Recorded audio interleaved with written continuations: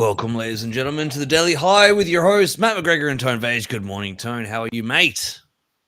Morning. I am good. What a crazy weekend in geopolitics and in the price of Bitcoin. We're going to stick to the latter on this show because I covered the other one on my channel yesterday.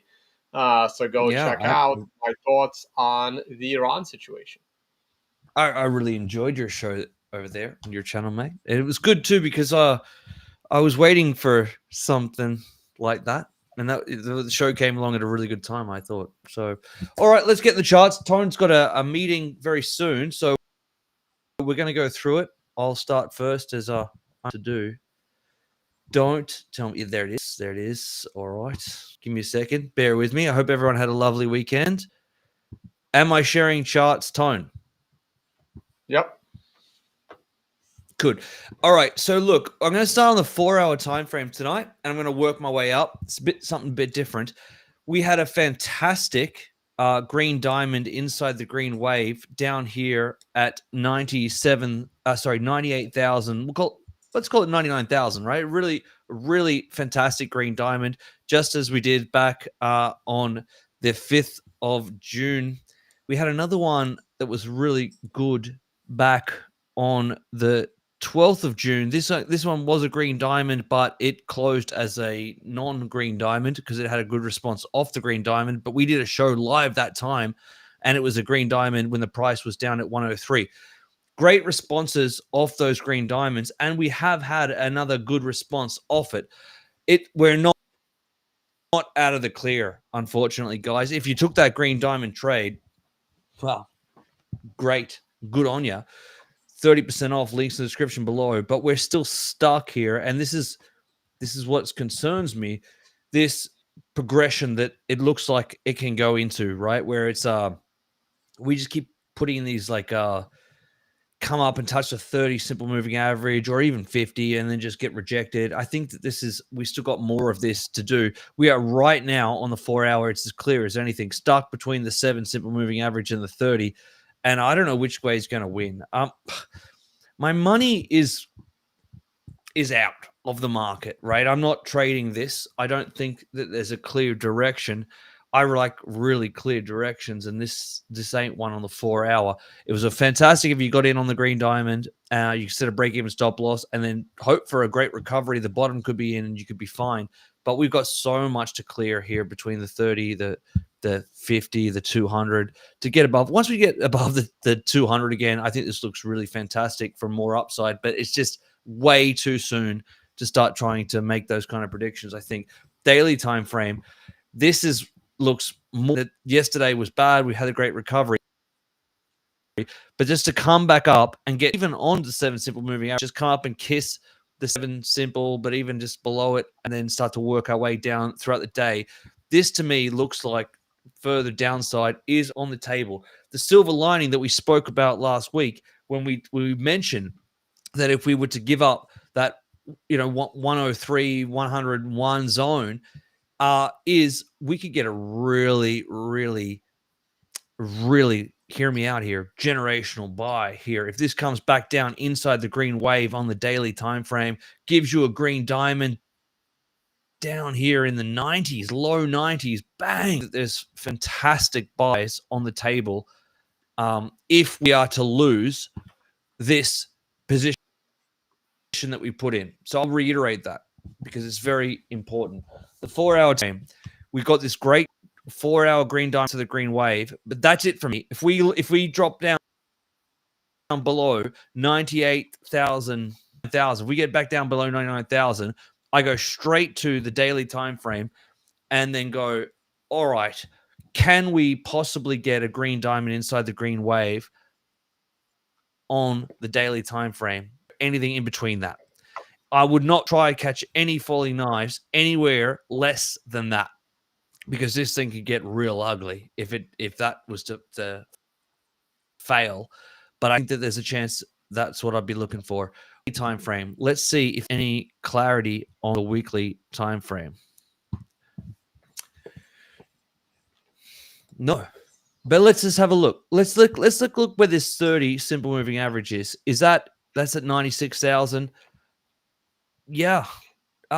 This is what we worried about last week when we closed when we started last week. We closed above the 7 simple, but I was concerned on the MRI count that this would give you a red star, and it happened. Tony and I were both bearish, to be honest. Doesn't look good. It doesn't look good. If it's just such a work that needs to be put in right now. We need to muster up strength to get above all the 7 simple moving average and start to reset this count. It's possible, but it looks like it wants to just fade down, and the 30 still on the weekly time frame. It's what it really looks like. I want to go review the EXA, Socrates EXA. Wow. We mentioned it live on air. The EXA had its bearish cross back on the 2nd of June. And, it's been right.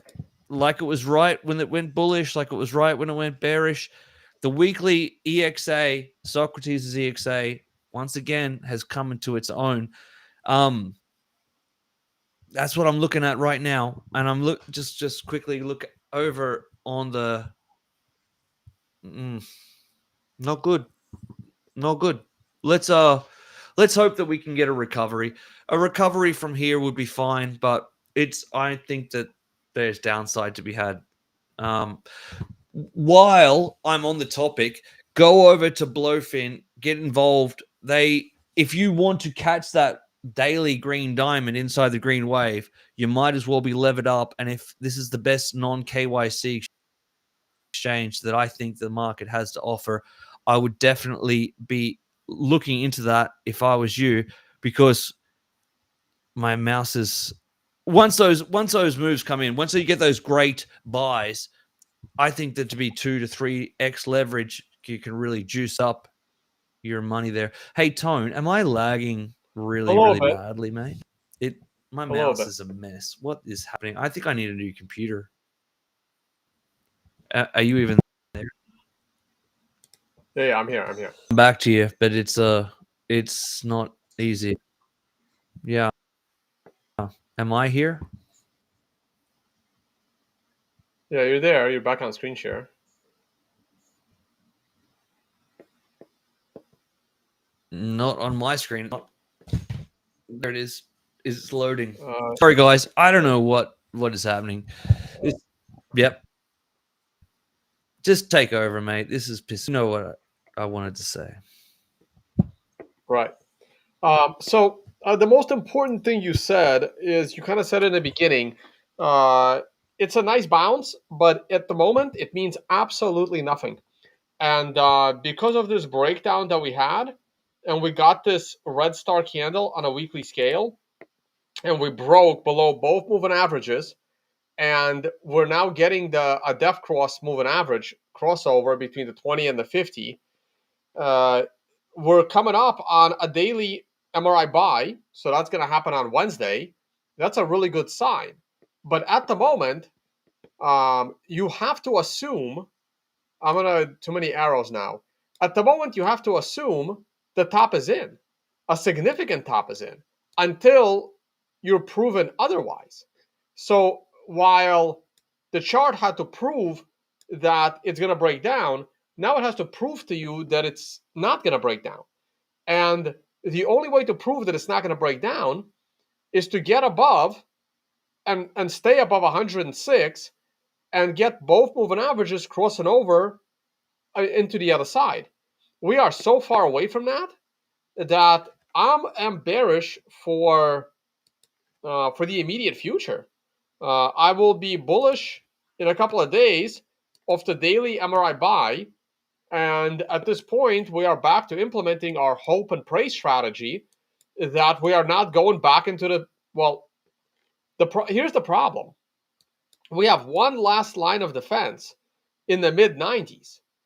If we lose the mid 90s, it's possible we're going into the 60s because there isn't much support anywhere between 90 and 60, or 90 and 70.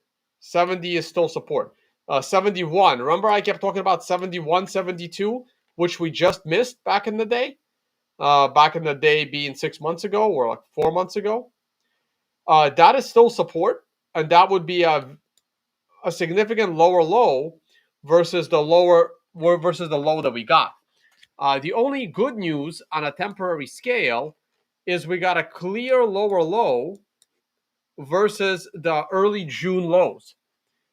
So now we do have a clear lower low. We have a lower daily close and a lower swing low, allowing us to go back up. But the problem is back then when we did it, we just bounced off the 50 period, and we were nowhere near a cross between the 20 and the 50.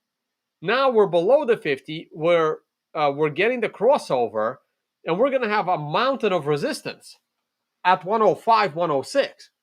So that's a big problem.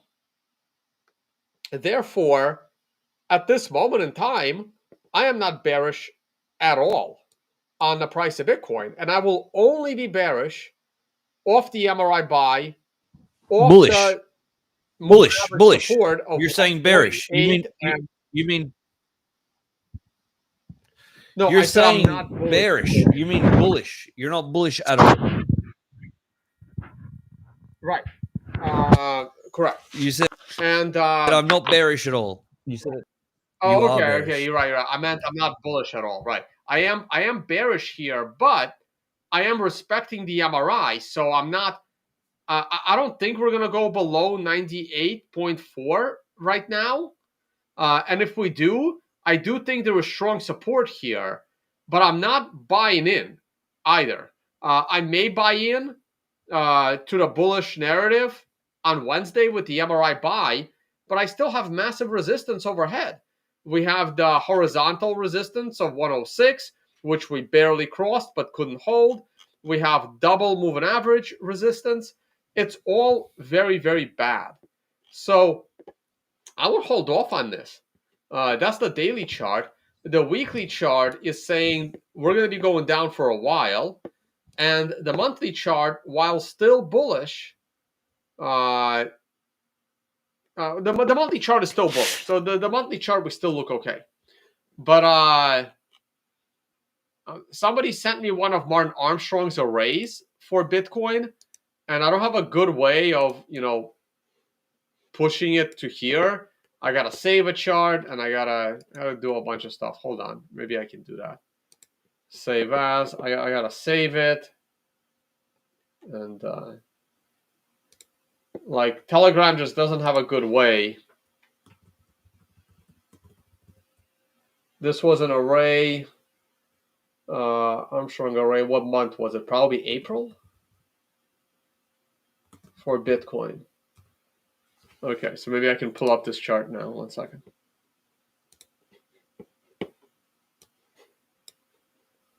Downloads.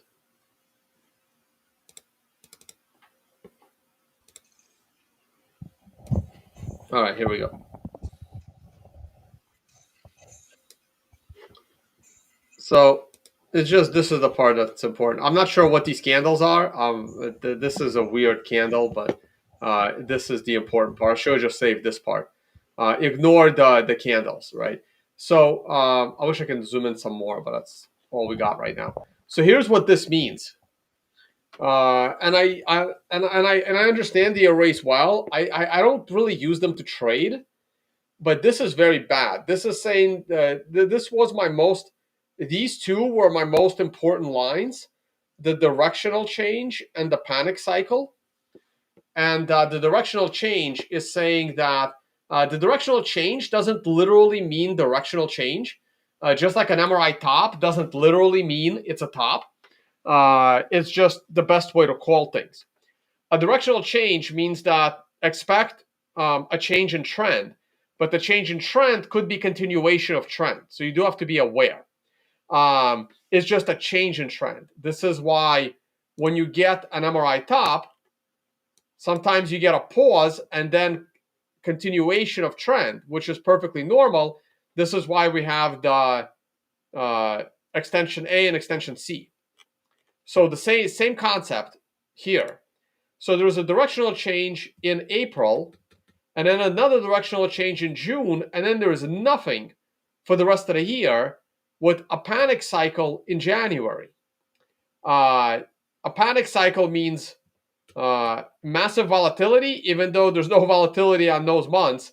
And but again, this is it took me months to learn this. By the way, this isn't, and I learned it like 4 years ago. Things might have changed, or I might have forgotten stuff. But this isn't like simple stuff. This took me months and months and months to learn. Learning trading is not simple for people. It's a lot of work and dedication. So you see the directional change April and June, and then panic in January. So here's where the problem comes in. And I saw this yesterday, and I'm like, shit, that really sucks. So, so what you have here is April, and you can see that the low came in. The low close was March, and you have April right here as the reversal. So that array kind of nailed the Bitcoin's reversal in April. So now there's only one more left in June.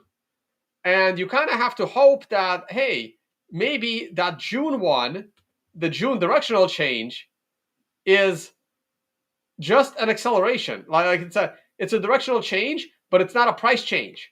It's a directional change of a breakout into a new uptrend.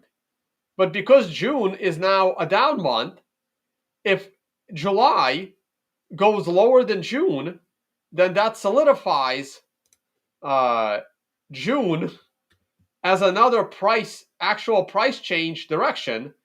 And the worst part is he's got nothing. Now this could change, right? This was generated back in April, and we're already going into July. So maybe I'll take a look. I got to look at his website again, and I want to see maybe new ones will show up. But this is a bad sign. And then there's a panic in January, but because there is no other directional change, this kind of implies that we're about to start going down, and the crash is not happening till January. And that's actually kind of scary. So I do want to take a look at a more recent array from him, because I am curious. I don't follow him as much anymore as I did, and he hates Bitcoin. He thinks it's stupid, and he thinks it's going to fail, but he's always thought that, and I always disagreed with that view. But that's because he never actually decided to look at Bitcoin and understand it. He thinks it's centralized, kind of like, I don't know, like e-gold, basically. He never figured out that it's not e-gold, it's actually decentralized. And he's right if he's talking about Ethereum, but Bitcoin he's not. But he still does, price prediction, and this is auto-generated. This isn't like a person making up these boxes. Anyway, so that's another thing to be concerned about. But the most important part is we have a chance to recover from here.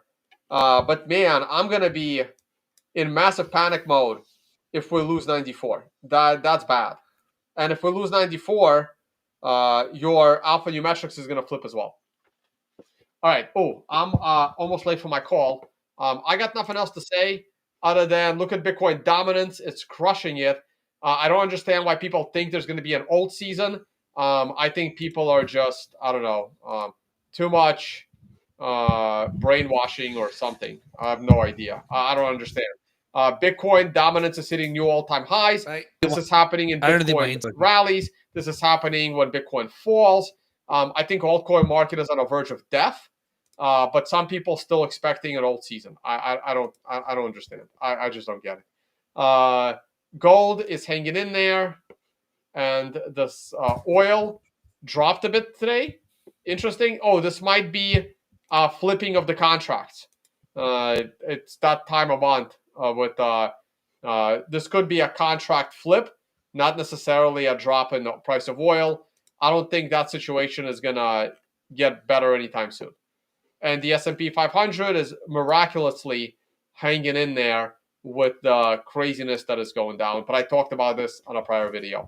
All right, Matt, unless there's a quick question, I'm calling it a day. Stock market is recovering today. That's good. What's up? Matt? Can he hear me? I see him. Oh, mate, can you hear me? It's like I'm from you. Can you hear me? Yeah, I can now. No. Yeah, that's like though. I'll just close myself off. All right, I'll close us out. All right, guys. Thank you all so much for watching. We got to figure out what's up with Matt's internet. And show tomorrow is a maybe, but we'll definitely bring you a few more shows this week. Thank you all for watching, and see you all on the next one.